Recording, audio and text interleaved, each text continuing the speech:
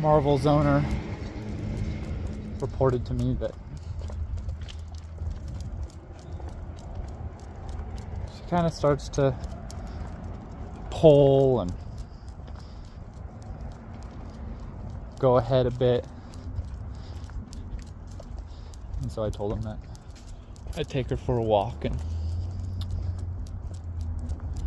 see what I experience. So far, it's been really, really good, smooth. You can see she's connected. Sometimes people ask, why do you want your dogs to walk behind you? Well,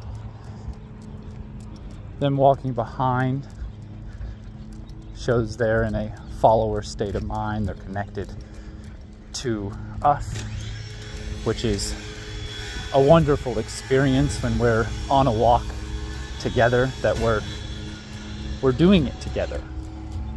The other thing is that when we're approaching a corner, let's say, and it's a blind corner, well, I would like to be the thing that comes in contact first with potential danger, say another dog. And so it's about safety. It's about having a healthy relationship and an enjoyable experience for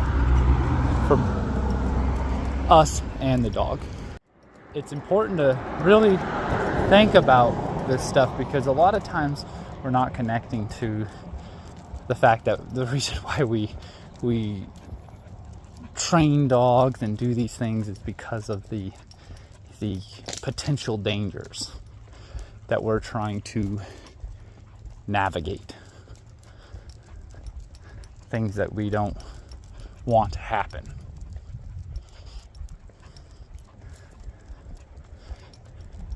And so I'm taking it back to nature and going to a very minimalist, very raw form of relationship, natural relationship. Dog training is, to me, tricks. It's like circus tricks. It's not real communication. Dogs don't understand why we're telling them to sit or heel or any of these things.